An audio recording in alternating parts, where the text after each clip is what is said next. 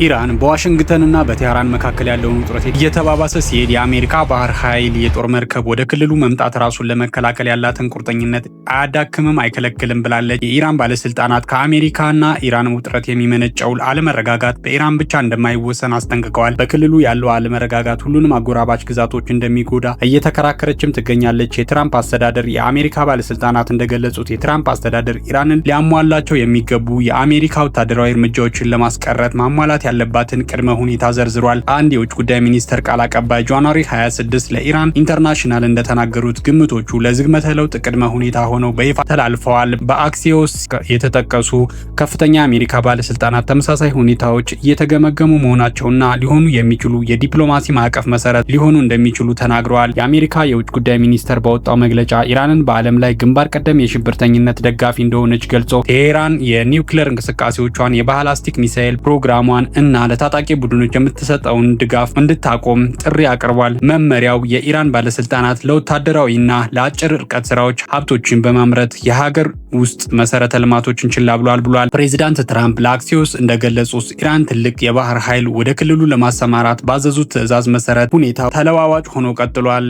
ኢራንን በሁለቱም ወገኖች የቀጠለ ወታደራዊ ምልክት ቢኖርም በድርድር ላይ ፍላጎት እንዳለም ተናግሯል። የአሜሪካ ማዕከላዊ እዝ አውሮፕላን ተሸካሚ ዩኤስኤስ አብርሃም ሊንከን እና የአድማ ቡድኑ ወደ መካከለኛው ምስራቅ መሰማራቱን አረጋግጧል። ይህም እየጨመረ በመጣው ውጥረት ውስጥ የአሜሪካ የባህር ኃይል መኖሩን ጨምሯል። ኢራንን በሆርሙዝ የባህር ውስጥ የባህር ሰርጓጅ መርከቦችን በማሰማራት ምላሽ ሰጥታለች ሲል የክልል ምንጮች ገልጸዋል። መርከቦቹ ለባህር ዳርቻና ለአጭር ርቀት ስራዎች የተነደፉ የፋቴህ ክፍልና የጋዲር ክፍል ሰርጓጅ መርከቦችን ያካትታሉ ተብሏል። የሆርሙዝ ባህር ማዕከል በዓለም አቀፍ ደረጃ ቁልፍ የመርከብ መስመር ሲሆን ከዓለም የባህር ነዳጅ 20 በመቶን የሚይዝ ከረጅም ጊዜ በፊት በኢራንና በዩናይትድ ስቴትስ መካከል የሚፈጠር ማንኛውንም ግጭት ውስጥ እንደ አደጋ ነጥብ ተደርጎ የሚታይ ቦታ ነው ብሏል። የኢራን የመንግስት ሚዲያዎች በዩኤስኤስ አብርሃም ሊንከን የሚሳኤል ጥቃት የሚያሳይ የማስመሰል ቪዲዮ አውጥተዋል። ይህ ቪዲዮ ከኢራን ግዛት የተተኮሰ ሚሳኤል ተሸክሞ መታ የሚያሳይ ነው። ይህም ለሁለት የተከፈለ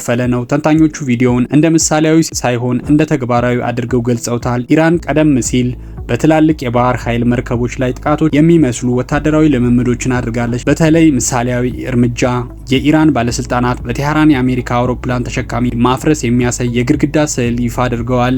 የኢራን የውጭ ጉዳይ ሚኒስተር የክልል መንግስታት የአሜሪካ የባህር ኃይል ስራዎችን እንዳይደግፉ አስጠንቅቀዋል እና ማንኛውም መስፋፋት ከኢራን ባሻገር መዘዝ እንደሚኖረው ተናግሯል። የኢራን ባለስልጣናት ዩናይትድ ስቴትስ ዓለም አቀፍ ሕግን ከሰሰች እና የአሜሪካ ማዕቀቦች ለኢራን ሲቪሎች ጎጂ እንደሆነ ገልጸው ሰነዶች ሊሰበሰቡ እንደሚችሉ ተናግረዋል። የአውሮፓ መንግስታትም ዓለም አቀፍ ሕግ በምርጫ ተግባራዊ ማድረግ ብለው የሚጠሩትን እንዲቃወሙ አሳስበዋል። ይህም ዝምታ ለረጅም ጊዜ ለክልላዊ አለመረጋጋት አስተዋጽኦ እንደሚደረግ አስጠንቅቋል።